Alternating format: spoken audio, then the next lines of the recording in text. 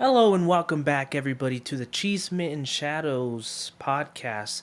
I am your host, Miguel, and I appreciate you guys being here for what is now the fifth episode. Wow, honestly, it's a small milestone, but it's one that we have to appreciate anyway.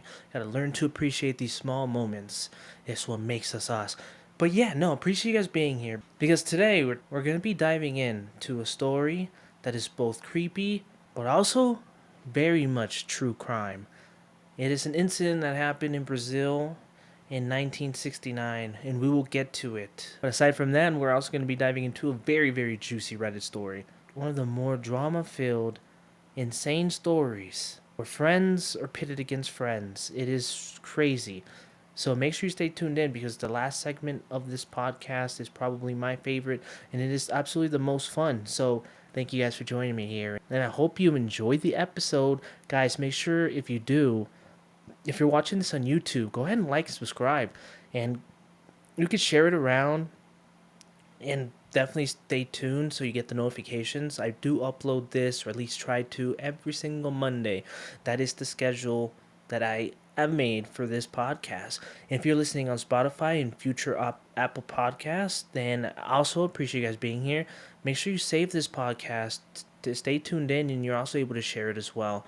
I'm not sure if you can like an episode, but if there's any feature like that on Spotify, please do it. Do it. It definitely helps out my podcast, and I appreciate you guys. So, where exactly are we going to be starting out today? Well, again, I want to give some more advice to the younger guys, the younger folks listening to my podcast. I appreciate you guys being here. I am young as well, all right, but this is all relative. Teenagers will call me old, and because of that, I know there's going to be a lot of younger people that will see me more of like a role model. I mean, I'd prefer to be seen as both a role model and a friend, but I I could understand, I look at 30-plus-year-olds as old, right? And it's just what we tend to do. It's a generational thing. Every time you hit a new age bracket, I guess, you just start thinking the next one is the old ones, And it just keeps going. I'm pretty sure 50-year-olds think 60-year-olds are like way, way too old. We're going to be doing a little bit of financial advice, and I'm not a financial podcast, and I'm not a professional. I don't deal with finances on a professional level. So keep that in mind. We have to, this is all going to be very broad general information that I feel like a lot of people need to know, at least at the basic level. So this doesn't mean that this is going to be very specific to anybody, and I'm not going to get you guys to do any life changing, any extreme, I guess. This can help your life in the long run, but nothing too extreme. So let's get into two different categories though. We're going to be dealing with both, all right? So the truth of the matter is, especially if you are in your teenage years, maybe even your early 20s, you will fall into one of these two categories, and it's going to be okay. You shouldn't be judged too harshly on whatever category you fall into. But it's going to be the category of whether you guys have financial support or you don't have financial support. What does that exactly mean? Well, the financial support basically means that you are living your life having somebody kind of really hold your back, or it's like a big old safety net that maybe your parents, or potentially friends, but more than likely your parents are creating. Maybe you live with your parents and they're paying 80% of your bills. That's the type of support I'm talking about. And we'll talk to you guys first because you guys are definitely going to be playing an important role here. If you have this bubble, or maybe it's because you're still very, very young and you're still, if you're under 17, heck, no, if you're 17 or younger, then this is just a common thing if you have, a good parental structure in your house. And like I said, we're going to get into if you don't exactly fit into this category next. So bear with me. But if you do have the support, let's take a little second and let's make sure we really truly appreciate it, because like I said, not everybody gets this financial support, and it is extremely beneficial, and it gives you such a major advantage if you make the most use of it. So if you are receiving this financial support and you are above working age, right, it it is, I'm just gonna say it is very, very good idea to be working even a part-time job despite not having to. Like, don't get it, like, don't go overboard. Still make sure you're getting in all the fun stuff that you want to get into or whatever. Yeah, don't let your job become your life. If you're at this stage and you have somebody who could help you out and allow you to kind of live more freely during these younger years. But I definitely recommend getting some type of income coming in, because this is when you're going to be able to truly make the most use of it. Investing is always a really good option. Saving is also a really good option. I'll tell you now, you got to decide what you want to do. Maybe you just want to do a balance of both. That would be a step too far in terms of giving you advice. So I can't tell you what to do with your money necessarily, but do one of those two things. Because if you don't have to use that money towards bills, then, more power to you. But make sure you're making good use of that. And now remember, and it's going to be totally okay to stay in this secure bubble for as long as you can, as long as you have a goal in mind. Obviously, at some point you will have to create a goal in terms of what you want to do with this money you're investing or saving for, whether it's to move out at some point, whether it's to buy a car or something. Obviously try to go for things you actually need, but nonetheless, I mean, it's your money. So as long as you're saving and investing now that you have the support for you, I'd say that's probably the most optimal thing you could do with that money. And now we're not going to get too much into specifics, because now I want to talk to the group of you guys who maybe don't have that. And unfortunately, there's going to be a lot of us, there's going to be a lot of people who don't have the financial support even in their teenage years, because, they don't have the family structure there. And I think that's totally okay. And it's really beyond our control, really, at that age. So it is okay. It is okay to be in that type of position right now. That is no problem. If you have that going on, or if you're older and you're living paycheck to paycheck, you don't have anybody to be able to help you. You got to prioritize bills. That is the life for a lot of people. So, let me give you just a little bit of advice. If you're in this category, it's all going to be about prioritizing. Anything, when you're living paycheck to paycheck, everything is a prioritization issue. Whether it's prioritizing paying these type of bills, prioritize paying off debt, prioritize anything. Investing now becomes something you would have to prioritize if you really wanted to do it. If you wanted to save, you'd have to prioritize that. And then the problem really is that it's really hard to prioritize these other things when you have things that have to be paid, like bills. I totally understand, and I've been in that situation. I've often am in that situation. So when it comes to that, it's all going to be about the mindset.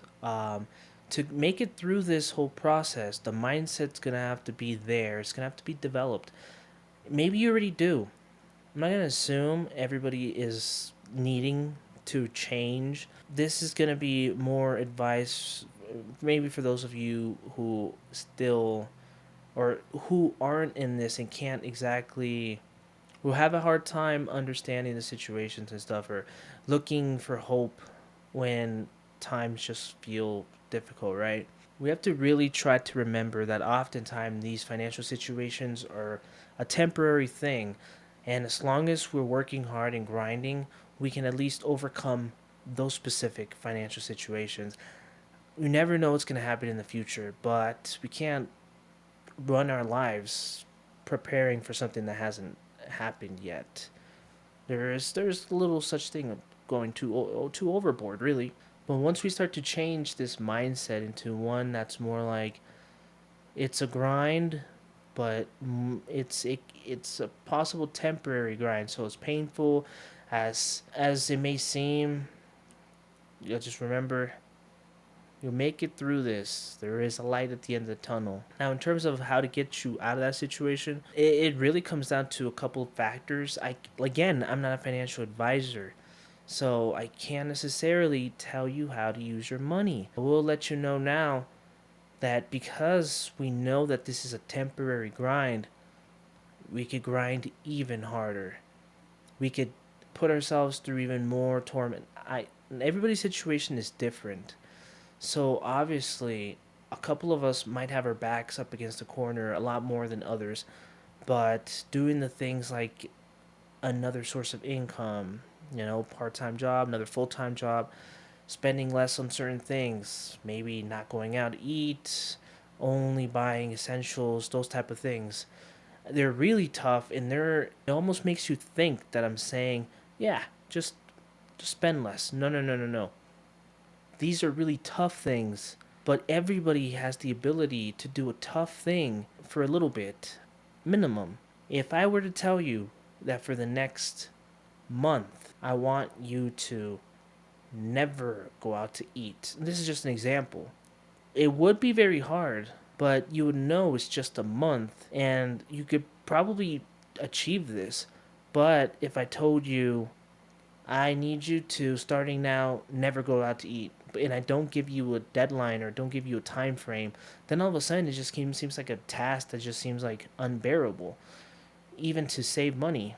So, exactly, it really is a mindset of feeling or remembering that hard times are often temporary. Right away, we're going to dive right into what I'm going to be considering a pretty creepy story. This is a true crime that did happen. I think it's a little bit more towards the creepy side. Not very much supernatural. This isn't really a supernatural tale, and it doesn't really have elements of supernatural at all. It's just real life events that can be creepy, involving many things that you don't even often realize have the potential to cause so much damage. Now, this tale I had never heard of before, so I had the pleasure of finding out a lot more about it. And if you guys after this want to know a lot more, or just want to research on your own, then by all means, investigate more. And if, like always, if you guys have any suggestions for future stories, you can also let me know on the YouTube comments. Unfortunately, I'm not too certain Spotify will allow something like that. I'm not even too sure.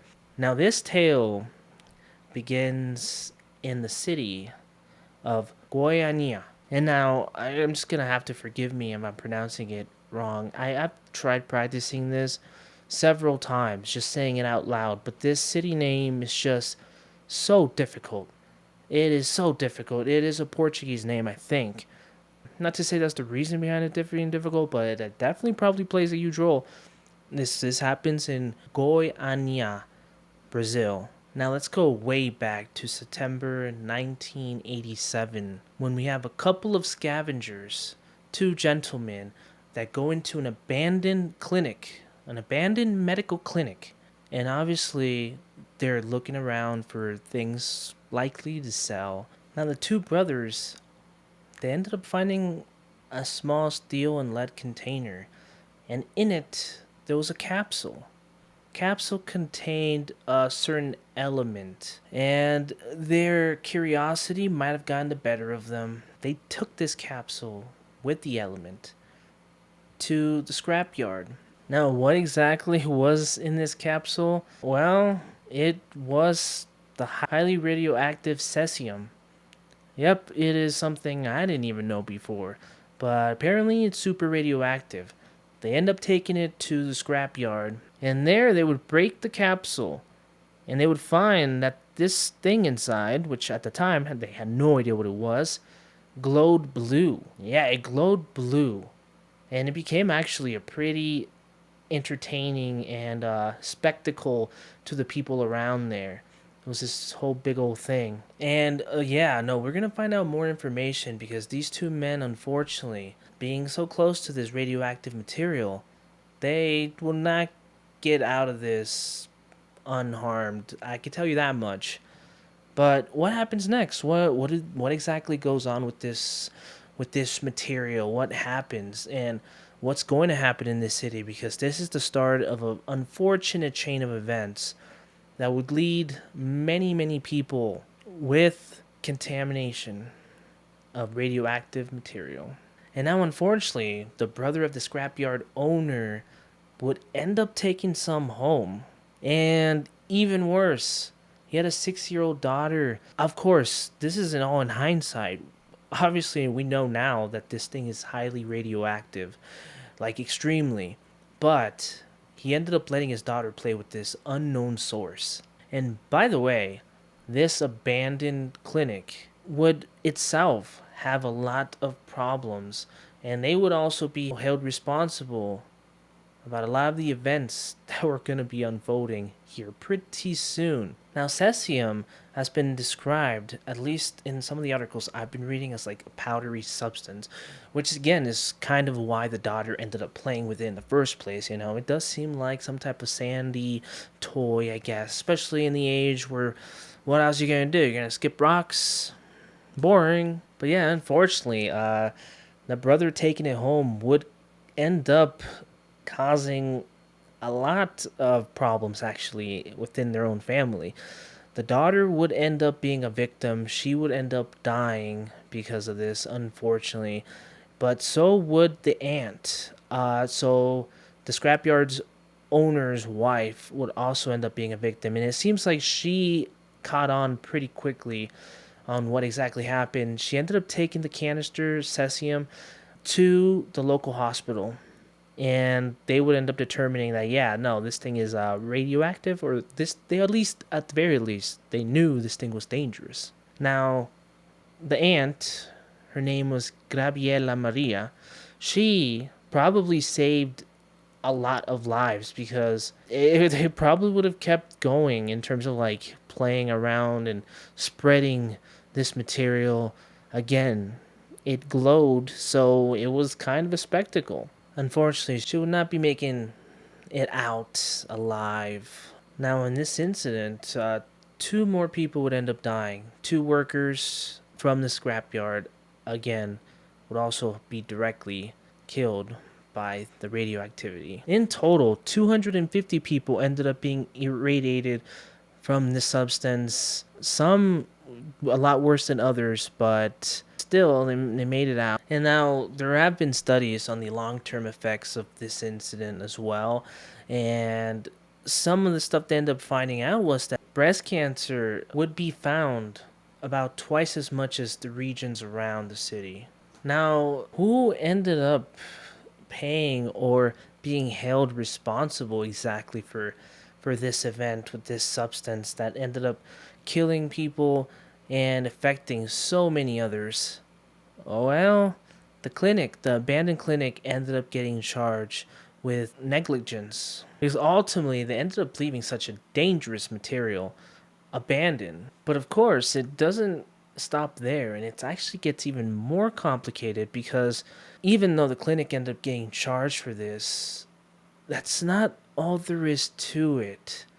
And maybe they're not as responsible for it as you may think. Because this clinic, the reason it was abandoned, or the reason this whole situation happened, was it had gone bankrupt.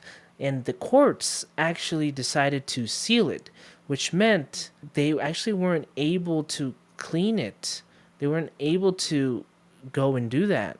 So the owners just simply weren't able to clean up those dangerous elements.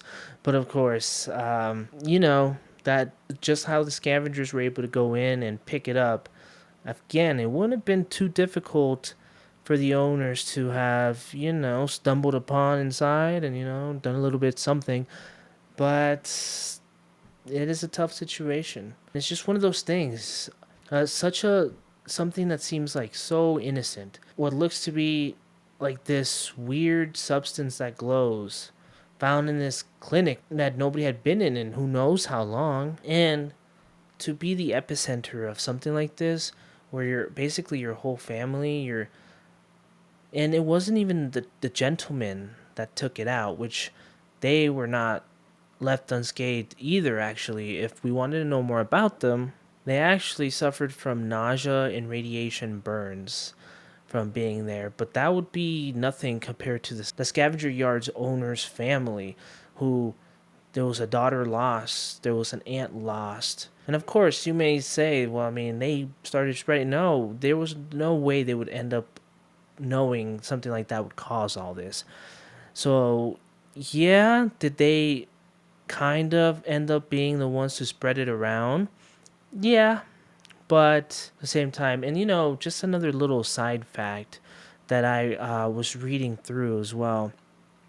It really sucked because I believe the daughter was put in the hospital and she was put in like this isolated section, and not because that was the protocol, but because they were so afraid that they would get the radiation from her that they kept her at arm's length. And it just makes me wonder like how much less or how much the treatment went down in like quality because of that. I don't want to assume, or I don't want to even think that maybe her death was avoidable, but you just look at these things and you just can't help but think. Okay, no, I hope you guys enjoyed that little tale. If you guys want to know a lot more, because I'm sure you could definitely find about three to no, you could find 10 times as much information online if you guys like. Some more that plays into it. Just a couple of more things you can find out more about the family itself, and there was a couple of things like, unfortunately, the daughter was trying. They were trying to bury her, and there was like a mob that kind of formed and tried to not allow them to bury in the cemetery because they didn't want other people to potentially other people in the coffins, right? So other dead people to potentially get affected. It's a whole thing. And certain stuff like that, you can find out so much more information. So if you guys want to give it a read, it's available out there and it's fun. Some people have made YouTube videos, like whole YouTube videos on it, so that's also another great resource. But yeah, let's move on, right? I wanted to talk a little bit about this is a lot more a lot more lighthearted talks right now, right? I want to talk a little bit about the goals. What do I want to accomplish? What do I want to do with the podcast? What are my goals? Well, to be honest, I'm just really enjoying making this. I'm enjoying figuring out what I'm going to talk about. I'm enjoying planning these things out, and I'm enjoying just talking to the camera, just vibing out. It's been a fun experience. I've also had a lot of fun switching things around, messing with the settings on my camera, setting up this at home studio.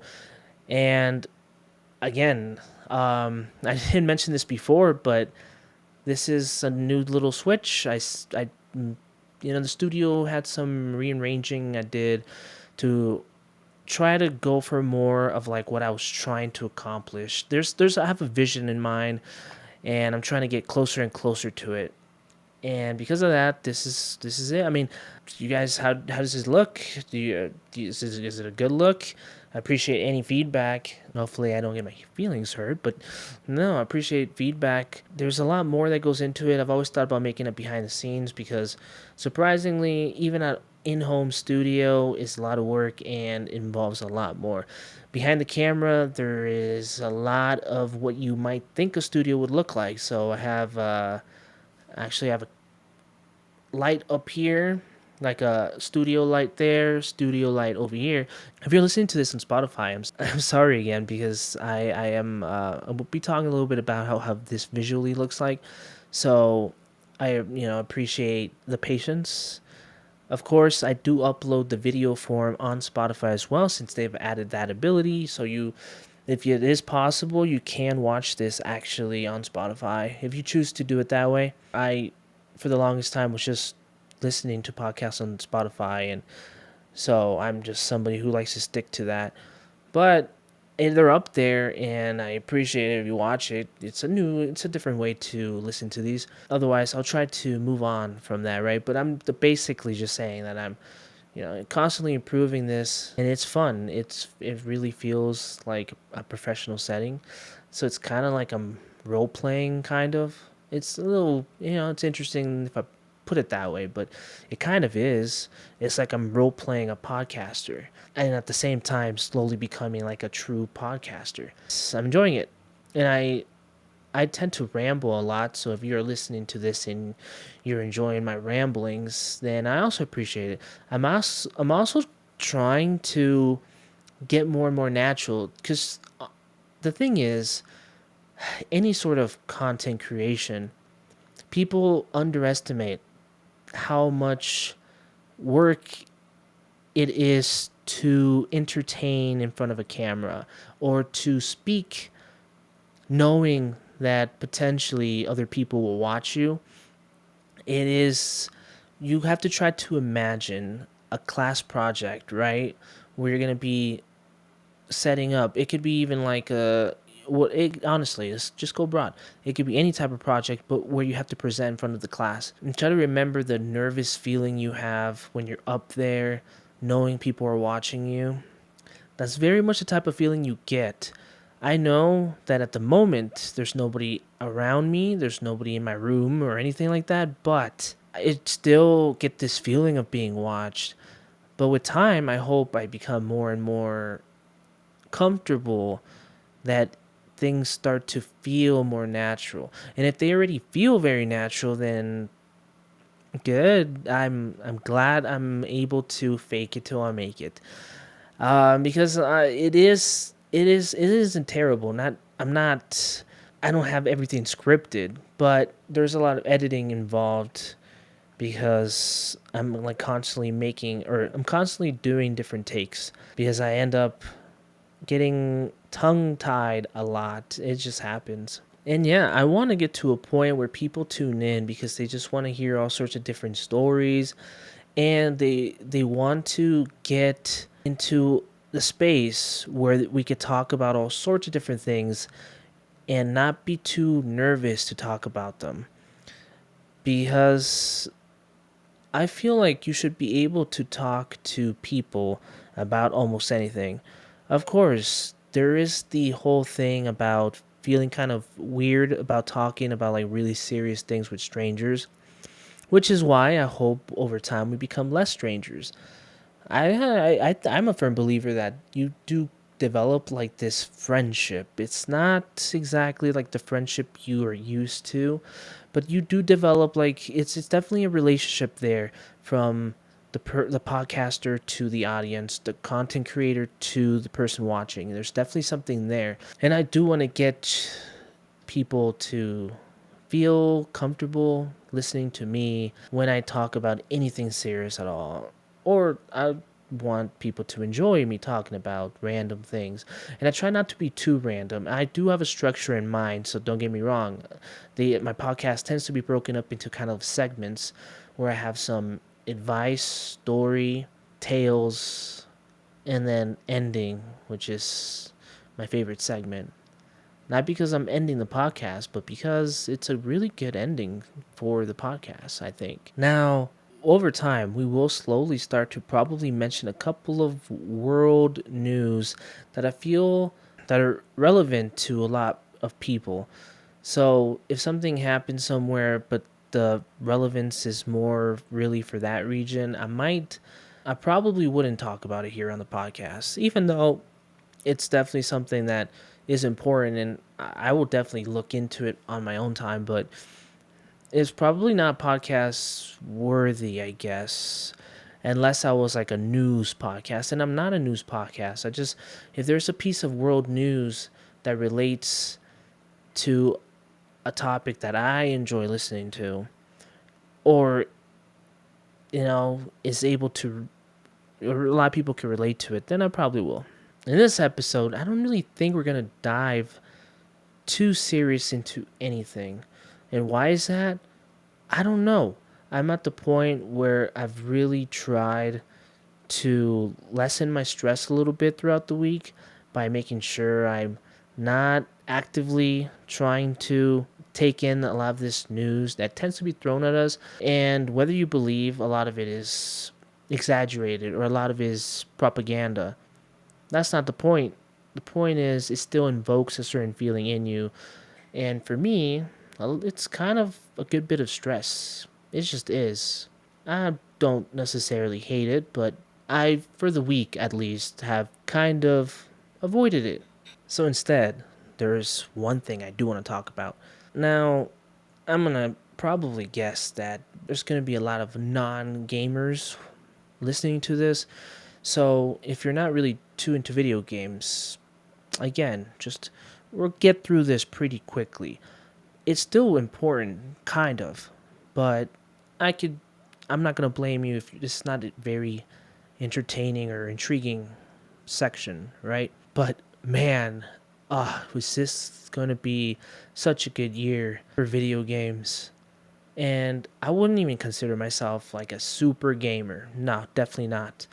But I feel like a lot of us could definitely feel the same sort of excitement for at least two games this year, right? What would those games be? Well, the first one, we'll talk about the one I'm more excited about next, but the next Elder Scrolls game, we've been waiting for so long, but I recently found out that it's looking like it's just got delayed by possibly years. I honestly thought this was the year for it, and maybe I'm the only one who actually thought it was.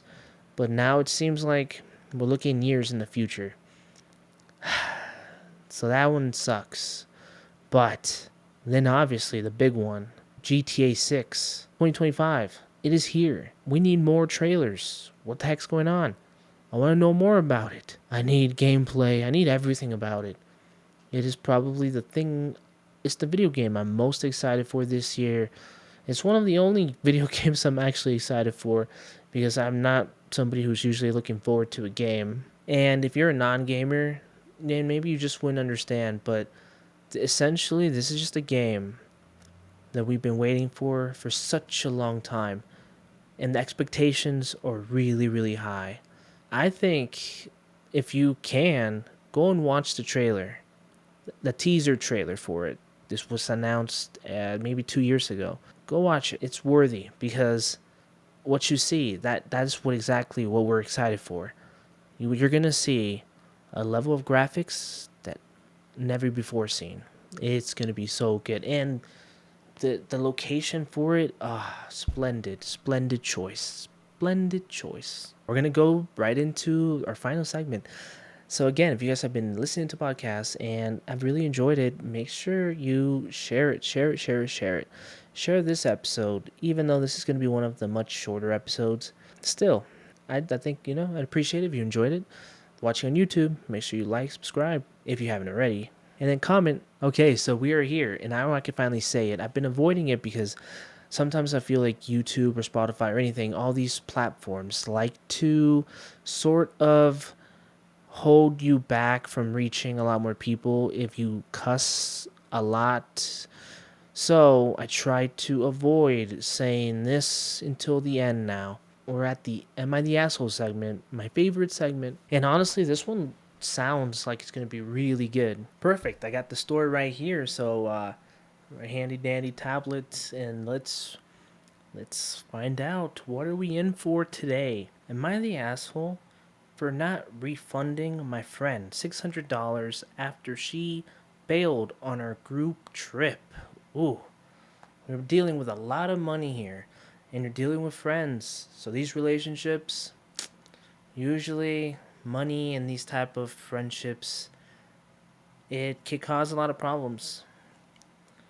My 19 female, we have a 19-year-old female here. Friends and all and I all decide to go on a ski trip for 12 days over winter break. We found a place to stay, and all in all, it was around $600 per person for the rental. And we decided it was just easiest to have one person, me, put all the money up front and just everyone pay me back before the actual trip, which everyone did. In my friend group, well, obviously, I don't think everybody did, Buck.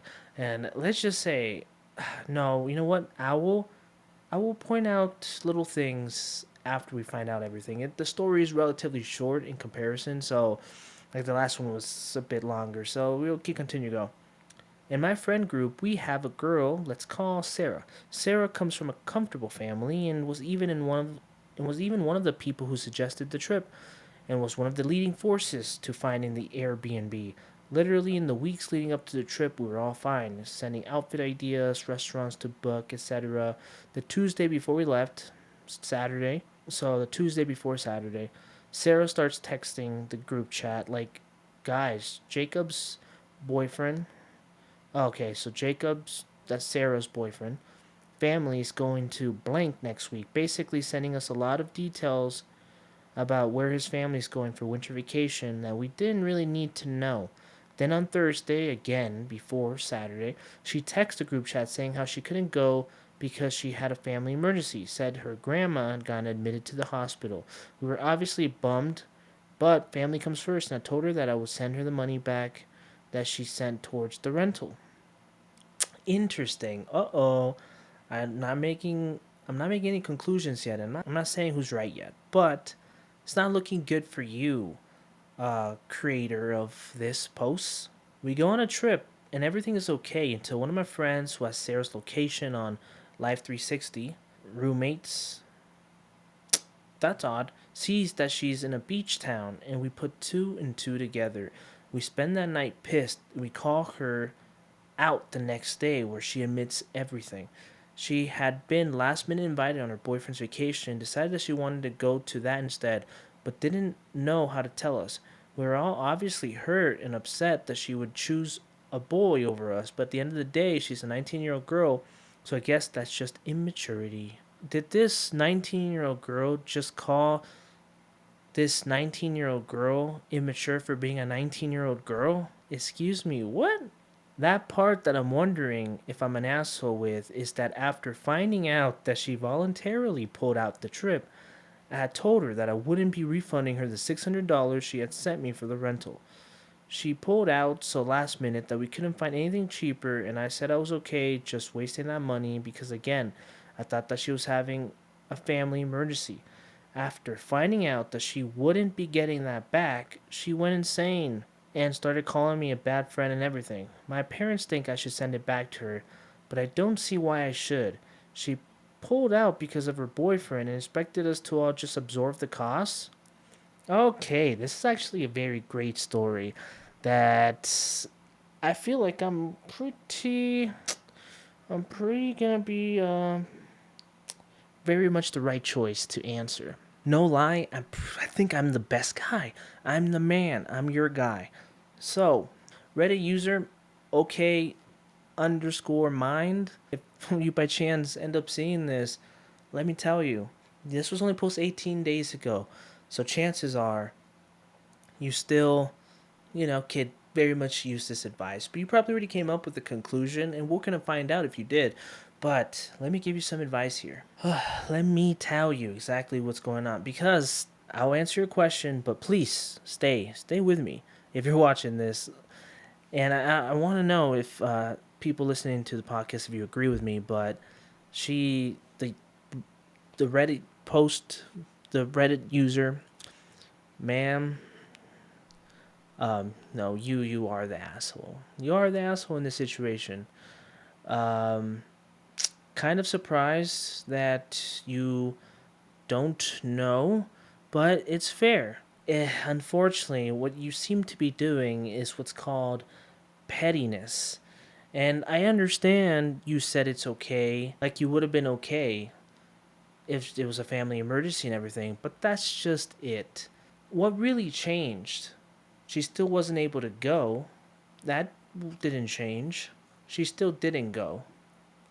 I guess the reasoning behind it changed, but in reality, it's still the same exact thing. But now your mindset has changed. Your mindset changed. And the thing about it is, before, when it was an emergency, we're going to give her her money back. And now you're not changed in mindset. And now your reasoning, right, is more of like when it was an emergency, you were okay with giving the money back, even though, you say you absorb some costs or whatever. Well, here's the thing. If you think about what exactly you guys paid for, then we take into account what she paid for. The thing is, it's hard to explain this concept, but she didn't actually get anything of which the money went towards. And this Airbnb, the cost didn't go up because there was an extra person. because that's not how Airbnbs work. Of course, if you had chosen a different Airbnb location, yeah, you could have possibly found a cheaper one. But this is the location you guys went for, and it wasn't going to change based on how many people went. So, why would there be extra costs you're absorbing? That would make too much more sense. And the truth of the matter is, I'm sorry, but she didn't go. Whatever reasoning behind that, she just didn't go. She didn't go, so unfortunately you have to give the money back, and it's just is what it is. I would try to not take this in from the mindset or from the belief that there's any extra pay you're doing on your part because she didn't go. Yes, the dividing the cost did change in terms of like her part allowed you guys to, to divide it equally, like this big old expense, right? But all it really does is just change the way the divisions went. And instead of everybody paying 600 for the rental, depending on how many friends went, it would just increase. You guys, each of you would just increase more. But think about this. Let's just say from the very start, she was she had said no, right? The equal amount would have been paid the same. And you don't know if you would have chosen a different Airbnb spot. So, but yeah, hopefully that wasn't super convoluted. And if it was, then I'm sorry.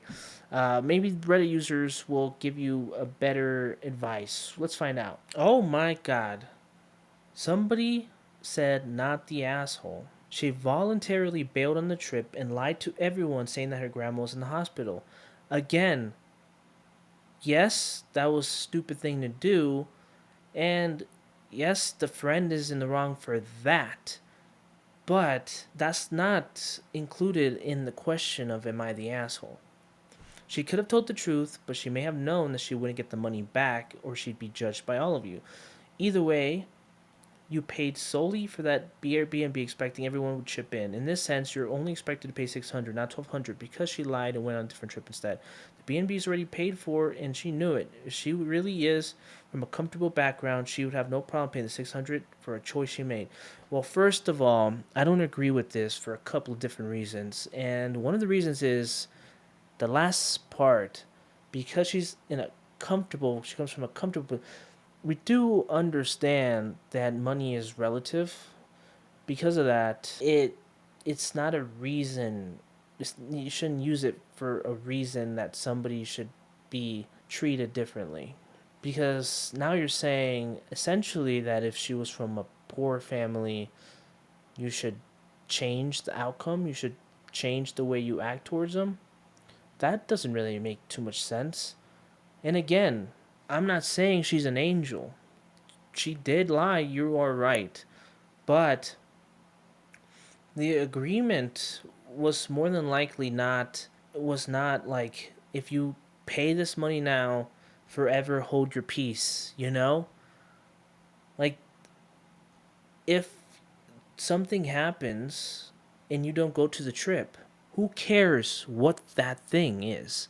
If something happens and you go to that trip, you should not be expected to pay that amount unless it was clear as day talked about. Unless it was like, guys, it's getting paid for now. We can no longer back out. You cannot get your money. But if that was the case, then even the emergency shouldn't have been a reason to give her money back. You can't have it both ways. If there was an agreement that once you pitched in, you were set in stone, then it should be set in stone. And it would have been mentioned in the story, but it wasn't. And even if they did it and just wasn't mentioned, like I said, then you can't have it both ways. Then you can't be like, oh, it's an emergency. I'm going to give you your money back. Oh, now it apparently isn't an emergency. Now I'm not going to give your money back. It just doesn't make any sense. It really seems to me like this person, again, is probably immature. Just kind of like the Reddit post user, who, again, I don't blame her. She's 19 years old. Something like that is within the realm of possibilities. I can tell you that much. Honestly, if they're going to excuse her and refund her, the $600 extra would be divided by how many other people were on the trip. There were 7 people.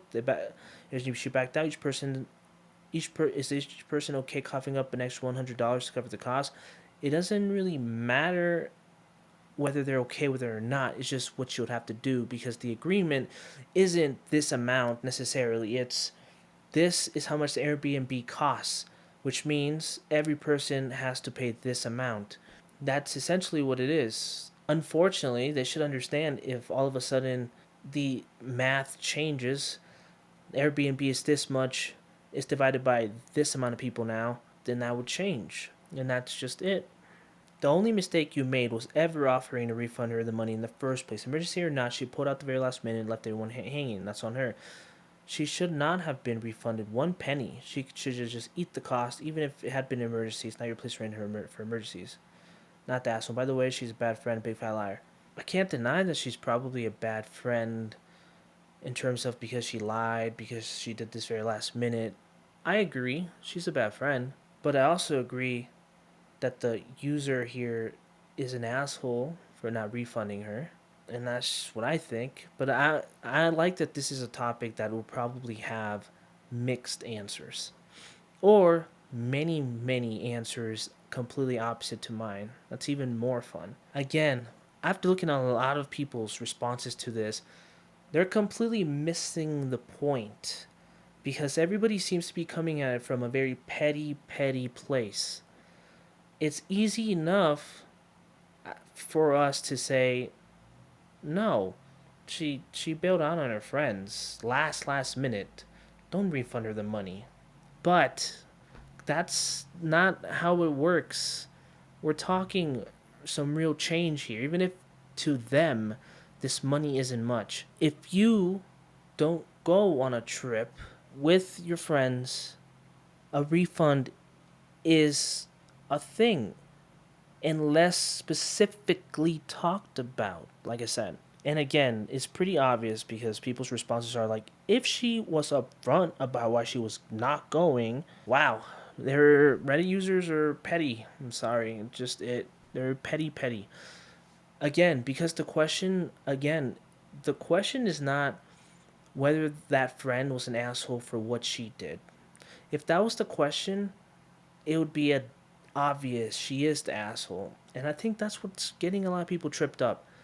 The question is, for her not to give her money back, is the user the asshole? And she is, from that point, because that's what we're judging here, whether that fact is. And if we go at it from a petty location or a petty place, then we're just gonna agree with the person, because we're right in saying that this friend is an asshole. She is an asshole, but separate from this situation, as in separate from the question she's asking.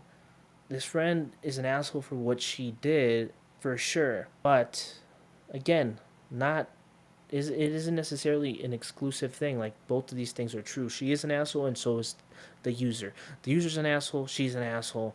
It's unfortunate, but fighting fire with fire. It just is what it is. All right, guys. Thank you again for joining me here on this podcast. I hope you guys enjoyed it. I know it's not a very long one, but maybe that's totally fine for a lot of you, or the few of you. But if you enjoyed the podcast, make sure you like. And if you aren't already subscribed, please subscribe. I'm trying to grow this channel so I could keep doing this podcast, because I am really enjoying it and I want to keep doing it. And if you're listening on Spotify, I appreciate you guys a lot. Make sure you follow this podcast, save it, do whatever. And anybody listening to this on any platform, please share it. I'm going to try to release a lot of clips that are much shorter, much more shareable. I hope you guys have enjoyed the way this podcast is presented if you're watching it. And do let me know if there's any stories you'd like me to cover, or if you find an Am I the Asshole story that is really juicy and very much like this one, where it's like it just, it's like one of those takes, like I might have a really hot take, then please send it my way. Send me post a link on YouTube or whatever you need to do, and make sure you guys stay tuned for next week for the next episode of Chisme and Shadows, the number one podcast in the year 2027. See you guys.